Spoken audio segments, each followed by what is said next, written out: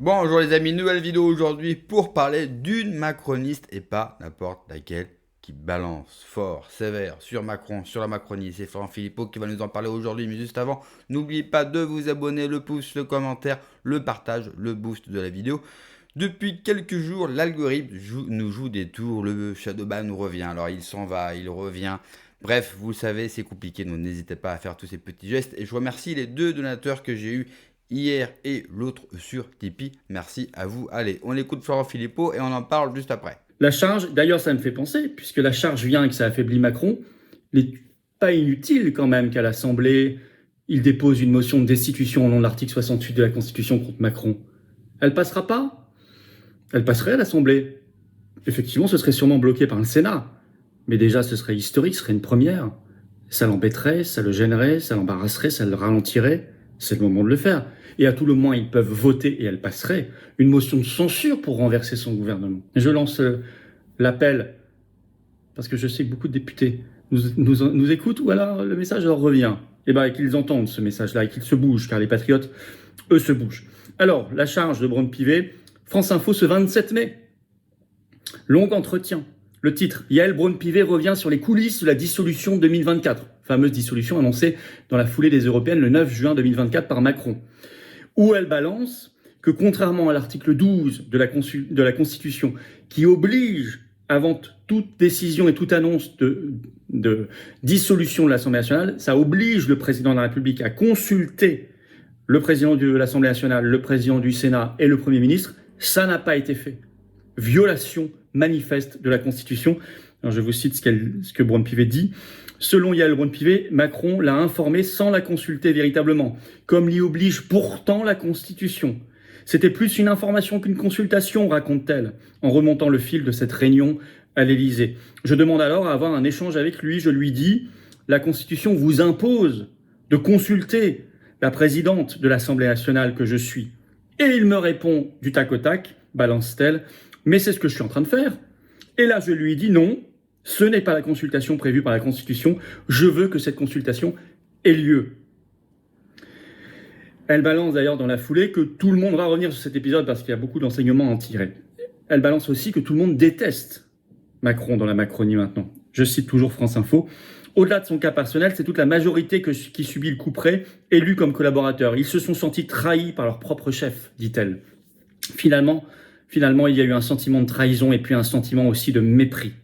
Les mots sont quand même lourds, hein, conclut-elle, résumant le malaise profond qui a traversé les rangs de la majorité présidentielle. Vous faire jeter comme ça en une seconde, c'est très violent par rapport au sacrifice qu'implique la politique. Je signale, ça s'était passé un peu inaperçu, que récemment, il était le 23 avril sur France 2, Gabriel Attal, parce que lui à l'époque il était Premier ministre, a aussi évoqué, de manière moins directe, mais finalement c'est tout aussi explicite, cette violation de la Constitution, de l'article 12 par Macron. Le titre de cette interview, c'est « La dissolution est une décision qui m'a été cachée ». Alors je vais citer un extrait. Ce que je raconte dans le livre, c'est que c'est une décision qui m'a été cachée. Et que, y compris quand j'ai interrogé le président sur le sujet, il ne m'a pas répondu. Il a plutôt démenti ce choix-là. Quelques jours seulement avant de l'avoir annoncé, alors même que ça faisait plusieurs semaines que cette décision était en train d'être mûrie. Là aussi, l'article 12 de la Constitution, qui est pourtant important, n'a absolument pas été respecté. Alors, on va y revenir. D'abord, ça montre une déliquescence de la Macronie qui s'accentue. J'avais fait une vidéo récemment, il y a quelques jours, sur la chute du plan de Macron et ces bébés Macron, ces candidats-là, qui ont tous calé au démarrage, les Attal, Darmanin, pas à moitié candidat, et Philippe qui l'est. Alors justement, comme une confirmation de cette vidéo, le lendemain de cette vidéo sortait une intention de vote sondage Odoxa qui montrait que en un mois, Édouard Philippe chutait. Il a perdu 4 points d'intention de vote au premier tour de la présidentielle. Donc, il y avait déjà une déliquescence qui était là. Et on voit Braun-Pivet elle-même qui se lâche de plus en plus, ce que je viens de vous dire, qui est très important, très grave. Mais déjà, alors c'est repris par Libération ce 21 mai, le titre « Votre interpellation me laisse perplexe, Yael Braun-Pivet recadre encore une ministre ». Elle a fermement, écrivent-ils, répondu à Annie Genevard, donc ministre de l'Agriculture, à l'Assemblée nationale aux questions au gouvernement, le 20 mai. Voilà ce qui s'est passé. Donc Genevard déclare dans l'Assemblée, sur les 4 lois agricoles qui ont été votées en 2025, permettez-moi de vous dire que Et d'ailleurs, j'interpelle à ce sujet la présidente de l'Assemblée nationale.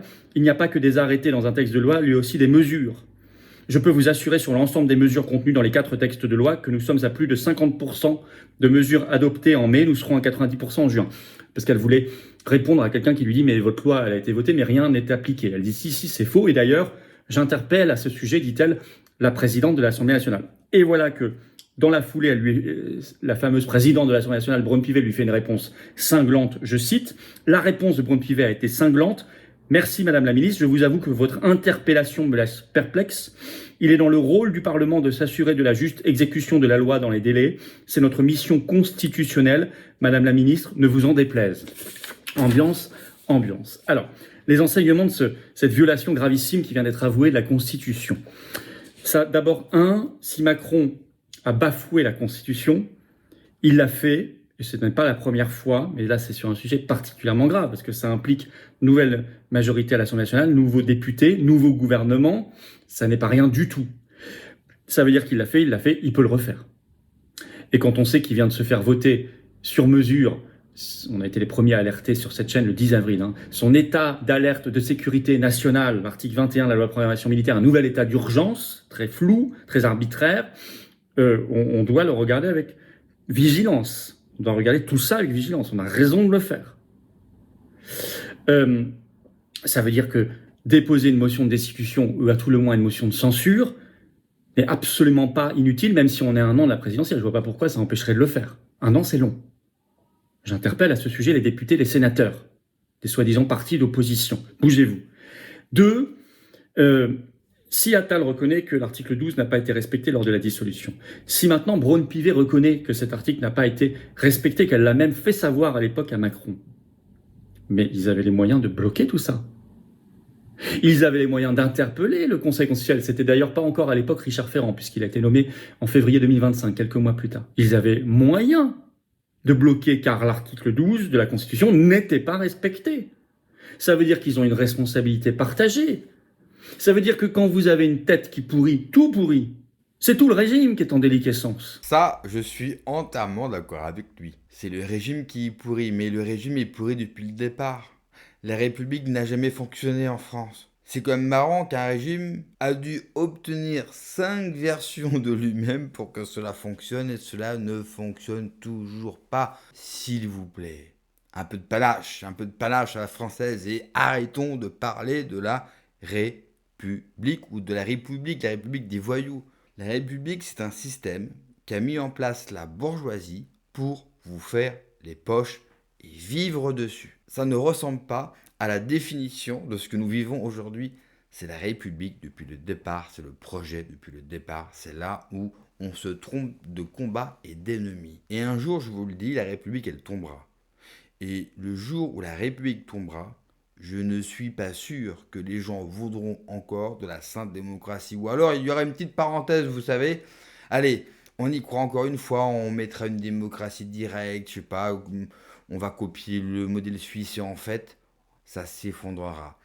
Car quand vous n'avez plus d'économie, plus de croissance, que vous faites venir 100 000 personnes par an, que vous avez fait venir de l'immigration massive, que vous avez déjà une guerre civile sur votre sol, que vous avez une criminalité qui a explosé, quand vous avez une partie des gens qui vivent dans ce pays qui ne veulent pas vivre avec les autres, ça ne peut que mal finir. Et je suis désolé, ça ne passera pas par la République, ça ne passera pas par la démocratie, par le RIC, par ce que vous voulez, ça passera par un pouvoir autoritaire qui vient du haut, qui vient directement par Dieu. Il va falloir remettre l'église au centre du village.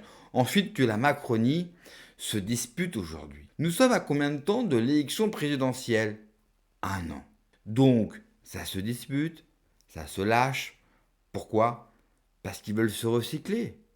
Eux sont déjà dans l'anticipation du prochain président, donc de la prochaine équipe. Et il est toujours bon pour avoir un nouveau poste de détruire son ancien patron pour dire finalement, il n'était pas si bien que ça. Écoutez Gabriel Attal, je sais c'est compliqué, ça fait mal aux oreilles pour ne pas dire que ça fait mal au cul, mais écoutez-le. On a l'impression qu'il n'a jamais été au gouvernement. Il se détache comme Édouard Philippe d'ailleurs, les deux. Donc il y a une bonne privée ou que d'autres députés macronistes commencent à parler, c'est tout simplement qu'ils font la Manche, et c'est normal. Dans un pays sans souveraineté, il n'y a plus d'enjeu, il n'y a que des postes à prendre. Traduction, il n'y a que des pépettes, que de l'oseille à prendre, l'argent que l'État, que la République, excusez-moi, va venir vous prendre dans les poches.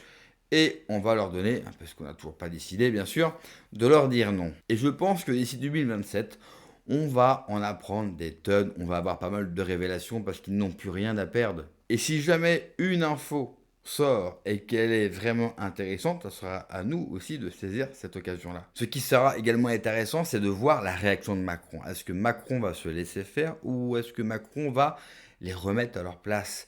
Car entre-temps, il a quand même nommé tous ses potes au poste clé de la République. Donc il aura encore les moyens après l'élection de 2027. Si jamais on arrive, si jamais il y a élection, il aura toujours le pouvoir de nuire à quiconque en France. C'est pour ça, si nous voulons le changement, il sera grand temps de dire à la République merci, mais cette fois-ci c'est fini. Merci d'avoir regardé la vidéo les amis, n'oubliez pas comme d'habitude de vous abonner, le pouce, le commentaire, le partage, le boost de la vidéo. Prenez soin de vous, que Dieu vous protège. Allez, ciao.